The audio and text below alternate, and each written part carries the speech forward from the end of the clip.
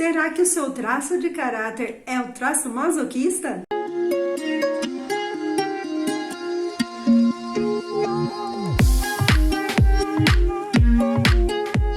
Olá, seja bem-vindo! Eu sou Cristina Chagas, analista comportamental e coach, e tô trazendo conteúdos aqui sobre os traços de caráter. Se você não viu vídeos anteriores, eu já falei sobre o traço de caráter esquizoide formado no útero, o traço oral formado no período da amamentação, já falamos também sobre o traço psicopata formado no período dos primeiros passos e agora vamos falar do masoquista, que é o traço formado no período do desfraude. Mas que nomes estranhos são esses? Olha, não precisa se assustar com esses nomes não. Como eu já disse nos outros vídeos e volto a repetir, é só para você saber que nós, profissionais da área de leitura corporal, utilizamos a nomenclatura certa que foi dada pelo psiquiatra Reich, que é o criador da teoria da leitura corporal e dos traços de caráter. Ele deu esses nomes e nós mantemos a nomenclatura para preservar a originalidade do estudo.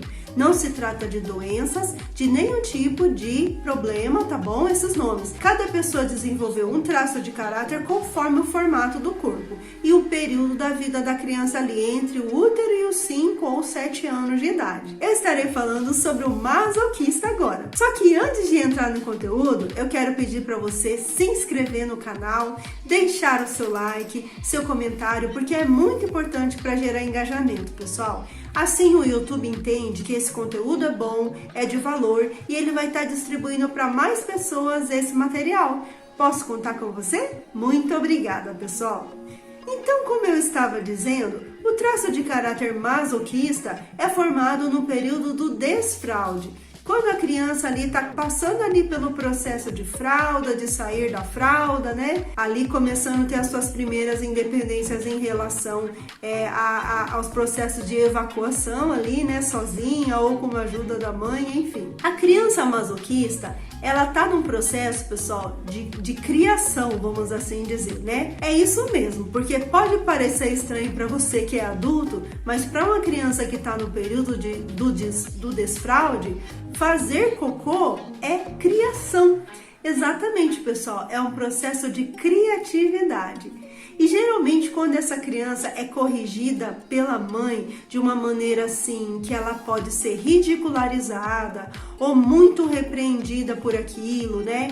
Quando a criança, ela muitas vezes tem uma mãe que tem talvez uma mãe ou um cuidador, tá, gente? Porque às vezes não é a mãe, foi cuidado por terceiros. Então, assim, uma mãe ou um cuidador que é muito rígido ali, que tem mania de limpeza, sabe? Aquela mãe aquela pessoa que exercita muito ali questões envolvendo nojo, sabe? Então, essa criança começa a ficar com medo daquele momento, né? De fazer o cocôzinho dela ali. Então, o que acontece? A criança, ela não tem o controle dos esfíncteres naquele momento da vida. Só que os adultos acham que a criança tem o controle, mas a criança não tem. Então, muitas vezes, gente, no período do desfraude, a criança não sabe quando vai ser o momento que aquele cocôzinho vai sair para fora, porque ela ainda não tem controle dessa musculatura dos esfíncteres. Ela vai ter noção disso conforme ela for crescendo. Mas como os adultos acreditam que a criança tem o controle, é que muitas vezes eles brigam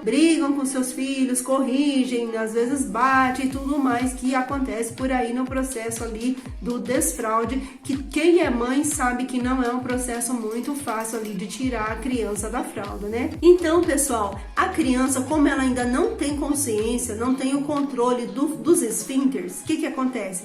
Ela por já ter passado uma primeira vez por uma sensação ali de ridicularização, né, ou repreensão por ter feito o cocô na calça, essa criança ela vai começar a ter medo do processo de evacuação.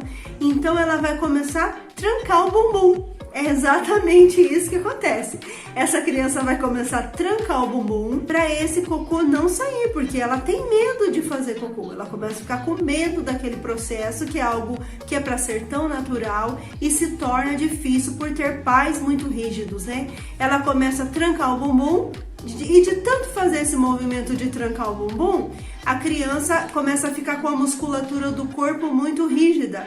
nas pernas, no tronco, na parte abdominal. Essa criança começa a se tornar uma criança com corpo mais, uma musculatura mais tensa, mais enrijecida, né? E o que acontece? De tanto esse bumbum ter sido trancado, esse adulto vai se tornar essa pessoa com essa musculatura inteira do corpo rígida. Vai ser uma pessoa que vai ter a parte do bumbum mais, como dizer assim, pouco desenvolvida, né? O bumbum pra dentro, que a gente chama. Vai ter o bumbum pouco desenvolvido, vai ter uma musculatura do corpo bem firme, né? Uma pisada mais dura, assim, mais forte.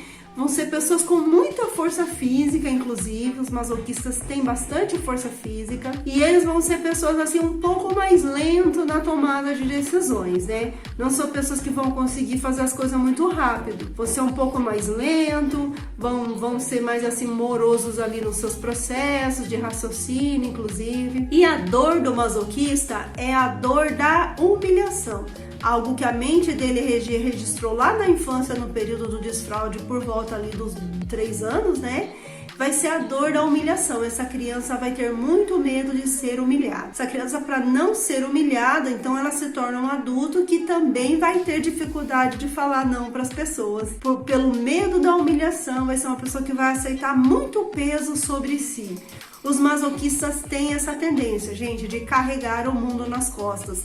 Como eles têm muita força, eles têm essa tendência de chamar muita responsabilidade para eles, de cuidar de muitas pessoas, de carregar muito peso do mundo sobre as costas deles. E pelo medo da humilhação, né? Pelo medo de ser humilhados, eles então acabam aceitando tudo e falando sim para tudo, porque eles não querem passar por nenhum tipo de humilhação. O recurso desse traço, como eu disse para vocês, é a força, é a capacidade de execução, é a capacidade de força, né? São pessoas que também só tomam decisões ali depois de terem analisado muito bem os fatos. Então são pessoas que demoram para decidir, só que quando decide, eles estão tomando a decisão certa, né? São pessoas que têm o pé no chão mesmo, não são aquele perfil igual o esquizoide que viaja, que tem a mente no mundo da lua, né? O esquizoide tem essa característica de viver no mundo das imaginações. Já o masoquista é o oposto, o negócio dele é pé no chão, é a realidade, são pessoas bastante realistas. Em ambientes de trabalho, pessoal, eles vão ser aqueles caras que gostam das planilhas, pode acreditar. Vão lidar muito bem em profissões que envolvem números,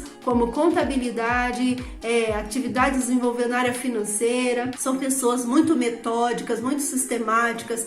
Para ele as coisas só funcionam baseadas em muitos métodos. Quanto mais planilha, quanto mais informação, melhor para eles. Eles vão gostar muito de trabalhar em coisas que envolvem detalhes, né? Os masoquistas gostam muito de se apegar aos detalhes ali das coisas, dos processos. Gostam muito de processos. Então são pessoas que vão lidar bem com essas profissões que exigem essa capacidade aí, viu? Analítica, essa capacidade técnica, analítica, é algo bem legal para eles. Então ali temos os contadores, né? Gerentes financeiros, até pessoas que trabalham em banco também. Os masoquistas podem lidar muito bem com esses tipos de ambientes. Aí a força deles, né, pessoal? Essa capacidade de ter o pé no chão, né?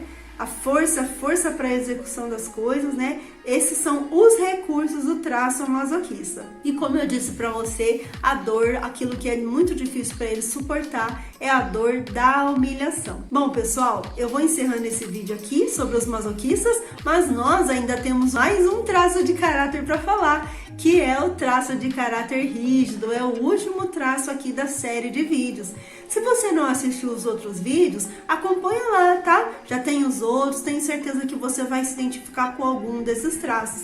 Mas se você quiser saber mesmo qual é o seu traço predominante, você pode fazer uma análise comportamental, uma leitura corporal, porque o meu trabalho ele consiste nisso, em ajudar as pessoas também a descobrir qual é o traço de caráter predominante delas, qual é a dor e o recurso desse traço e como elas podem usufruir ali do potencial melhor dos seus traços. Pessoal, esse conhecimento mudou muito a minha vida, viu? Depois que eu me apropriei disso e entendi qual era o meu traço e como ele funciona, funciona, eu consigo sempre estar analisando quando está na dor, quando está no recurso, de que forma que eu posso melhorar ali as capacidades de recursos que meus traços de caráter têm, né, os meus traços. Então eu acho super válido você fazer sim a sua análise corporal e comportamental, tá bom? É só enviar mensagem para mim lá no direct que eu respondo para você, tá bom?